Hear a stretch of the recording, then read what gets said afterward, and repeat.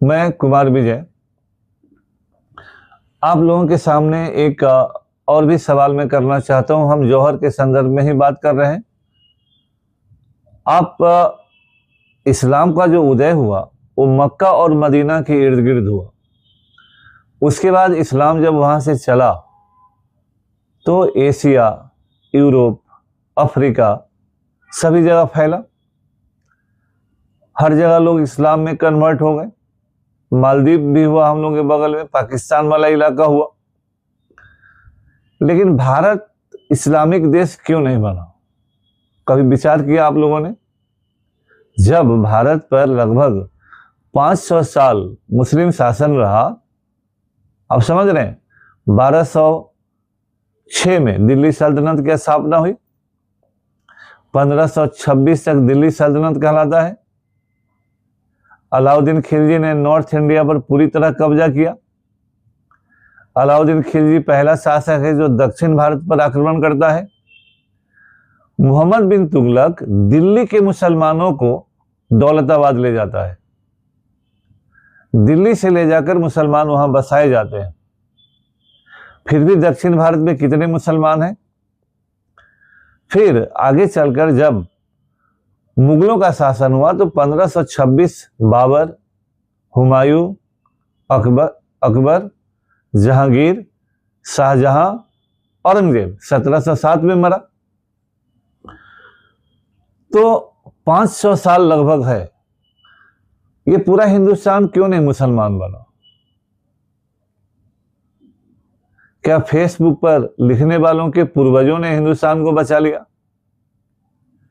क्या फेसबुक पर गाली देने वाले लोगों के पूर्वजों ने हिंदुस्तान को बचा लिया? नहीं।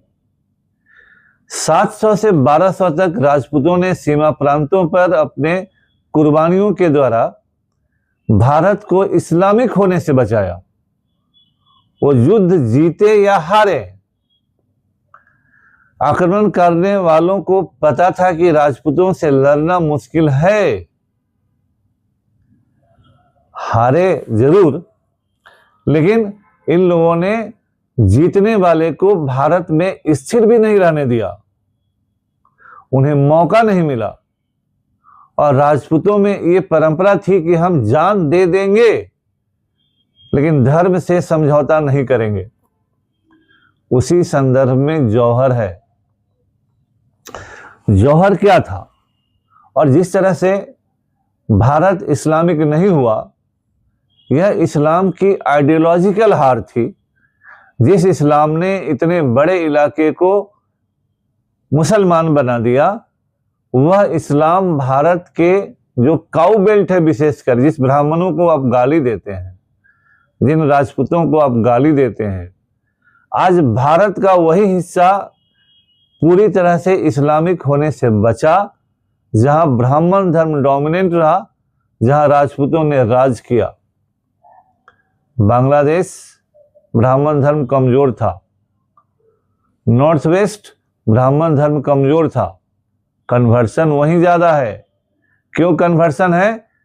ज्ञान बढ़ाइए, खोजिए इतिहास को, समझिए कि उन इलाकों में क्यों उतना कन्वर्सन था और जो मेनलैंड भारत है क्यों कन्वर्सन नहीं हुआ। क्या जितने मुसलमान शासकों को गाली देते हैं उनको नहीं मन था कि सारा हिंदुस्तान मुसलमान हो जाए? लेकिन उनकी नहीं चली। और नहीं चलने में किसका योगदान था? फेसबुक पर लिखने वालों का, गाली देने वालों का। समझो कुछ बोलने से पहले। अगर भारत में क्या है, पहले जौहर क्या है? जौहर एक सामूहिक आत्मदाह है, जहां राजपूतों के महलों में जो किले होते थे, किले भी दो तरह के होते थे राजपूतों के, एक पॉलिटिकल डिफेंसिव सेना के रहने के लिए और एक इनके अपने घर होते थे। दो तरह के थे। जब भी युद्ध होता था और अगर युद्ध में राजपूतों को लगता था कि सामने वाली सेना बहुत बड़ी है और उससे मैदानी युद्ध लड़ना थोड़ा मुश्किल होगा, तो राजपूत सैनिक योद्धा अपने किले में चले जाते थे। किले प्रायः पहाड़ों पर होते थे, इसलिए राजस्थान वगैरह में देखिएगा किलों का आज भी जो, तो उस जमाने में तोप नहीं था। भारत में बारूद और तोप का इस्तेमाल बाबर के जमाने से शुरू होता है, तो वो तोप आज के भी तोप नहीं थे। तो राजपूत अपने किलों में 6 महीने का भोजन सुरक्षित रखते थे और वहां चले गए। अगर आक्रमणकारी सेना सोच कर आई है कि हमको 6 महीना, क्योंकि उनको भी भोजन का इंतजाम करना है, कि 6 महीना से अधिक रहेंगे, अलाउद्दीन ने ही किया था। तो जब राजपूतों के किलों के भोजन खत्म होने लगते थे और लगता था कि अब भूखे मरने की नौबत है, फिर ख्याल रखो भाइयों, राजपूत भूखे मरने के बदले युद्ध में लड़ के मर जाना अपनी अंतिम सदगति और वीरगति मानते थे। राजपूतों को जब लगता था कि अब भोजन नहीं है और भोजन के बिना मरेंगे, तो वो सामने वाली सेना के सामने समर्पण करने नहीं जाते थे। उसी प्रथा से जुड़ा हुआ है जौहर। जब राजपूतों को लग जाता कि अब हमको भोजन खत्म है और तो किले का दरवाजा खोलना होगा और युद्ध लड़ना है, मरना है या मारना है, तब किले में जो जौहर के लिए स्थान होता था, वहां पर स्वयं राजपूत वहां पर अग्निकुंड तैयार करते थे, अग्नि जलाते थे, उसकी व्यवस्था करते थे। वो घी हो, तेल हो, लकड़ी हो, वो लाकर रखते थे। अरे जाहिलों समझो, वो इसलिए रखते थे कि उनकी घर के प्रियजन, उनकी पत्नी, उनके बच्चे, उनकी बेटी कल मरेंगे, उसमें कूद कर अपनी जान देंगे। वह बाप, वह भाई उन अग्नि कुंडों को तैयार करता था। वो इसलिए तैयार करता था कि कल जब वह युद्ध के रणभूमि में जाकर युद्ध करते हुए मरेगा और जब आक्रमणकारियों की सेनाएं महल में घुसेंगी, तो उनकी महिलाओं पर अत्याचार न हो। और महिलाओं को फोर्स नहीं किया जाता था, वो स्वयं तैयार होती थी। और उस अग्नि कुंड में हजारों की संख्या में पूजा करके, सब कुछ करके लोग कूद जाते थे। उनके परिजन उसे देखते थे, कौन पत्थर होगा, किसके अंदर भावना नहीं होगी, कौन सा ऐसा आदमी होगा जो अपने परिजनों को अपने सामने जलते हुए मरने के लिए देख रहा हो, उनका हवन कुंड तैयार कर रहा हो, और तुम उनकी आलोचना करते हो, तुम उनको गाली देते हो, बेशर्म, नालायक, शर्म नाम की चीज नहीं तुम लोगों के पास। वो इसलिए, वो जानते थे कि हम युद्ध करने जा रहे हैं, अंतिम युद्ध। जब राजपूत यह कहते थे कि उन्हें अंतिम युद्ध लड़ना है, जिस युद्ध में विजय की संभावना नहीं थी, यहां एक डंडा खाने पर पैर पकड़ने वाले लोग,